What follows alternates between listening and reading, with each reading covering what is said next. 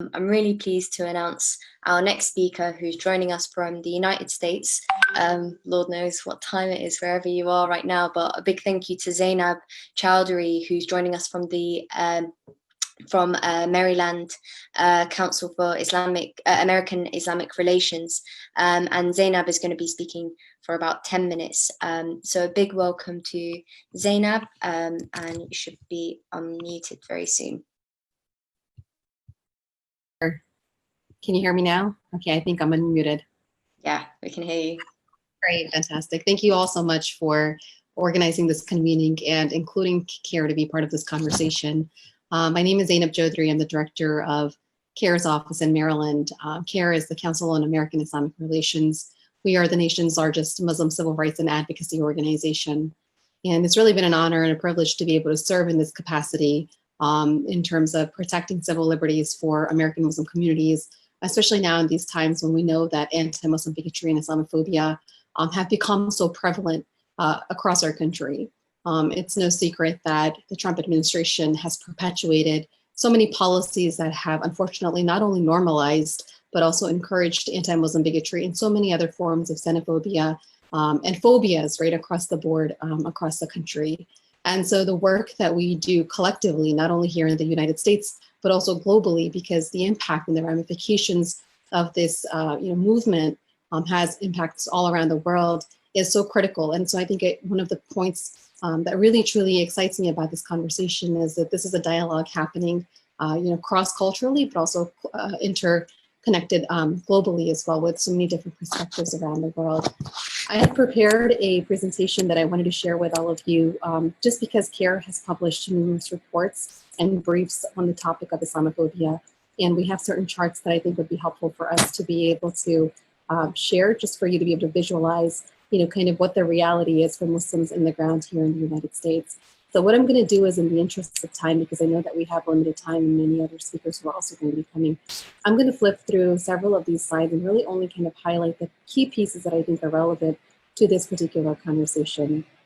So obviously, like with Muslims in the United States, Islam is not new to America, but because of the fact that there are so many forces that are demonizing and vilifying the religion, it has become a manifestation of prejudice and racism that has haunted America for centuries, really.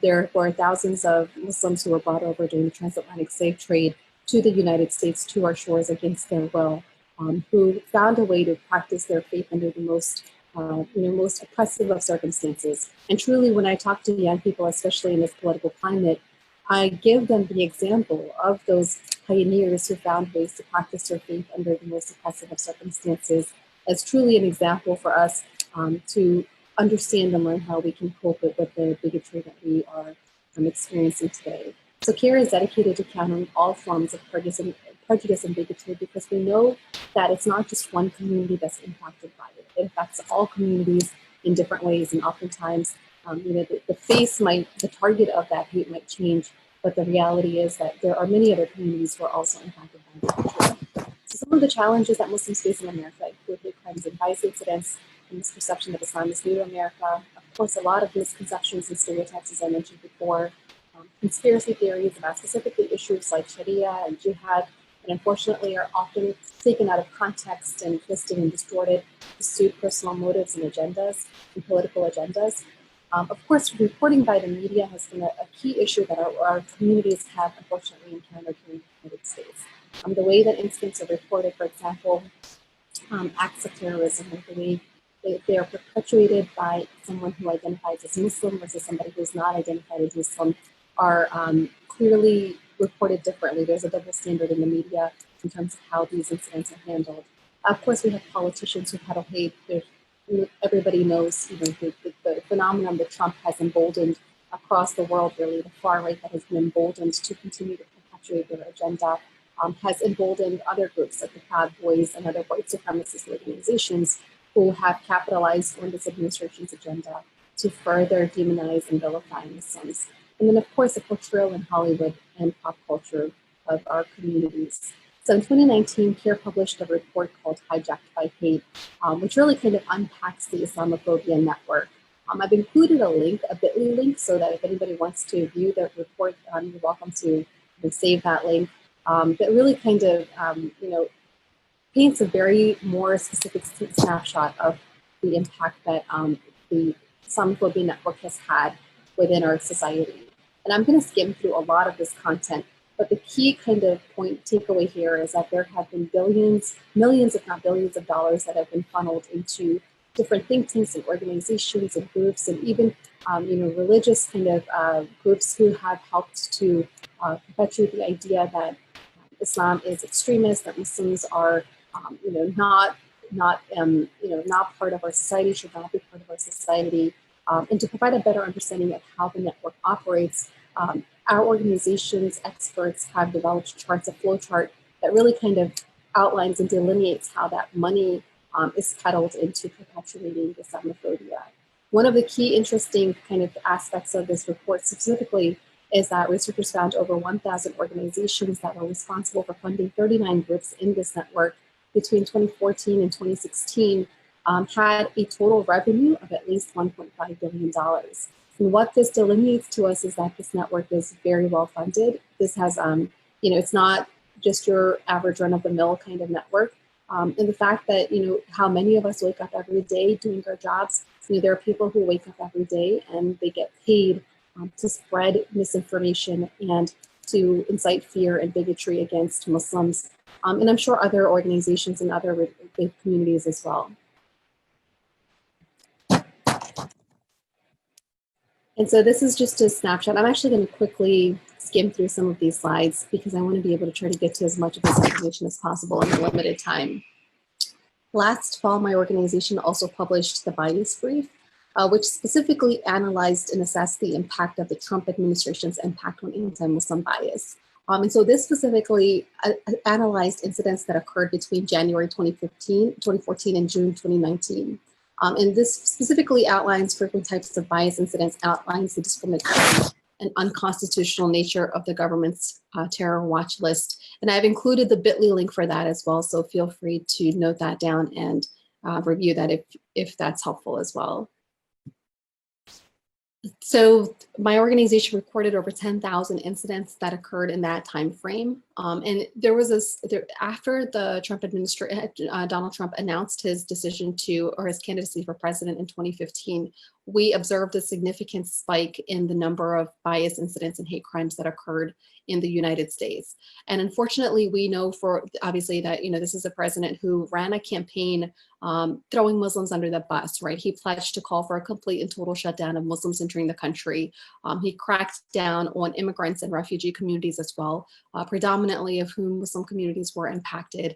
And so because of the rhetoric that was coming from the top down within our country, we saw a significant uptick in the number of bias incidents and hate crimes. So you'll see on this graph, specifically around 2016 after the presidential election, in 2017, early 2017, when Donald Trump signed the executive order calling for the Muslim ban, prohibiting immigration from several Muslim majority countries into the United States, we saw a significant uptick in the number of bias incidents and hate crimes that were reported to CAIR, specifically hate crimes, but also bias incidents as well. And this is only a snapshot because we know the actual number of incidents that occur are not all reported. And in many cases, unfortunately, the number of incidents are much higher than what's reported because of fear, because of concern, anxiety about retaliation, lack of information, lack of knowledge. Unfortunately, sometimes those incidents just don't get reported. And so this is a snapshot of the actual real picture that we suspect is a reality. And one of the things we also observed was that many of those incidents were much more violent in nature than previous incidents that occurred before the 2016 presidential election as well.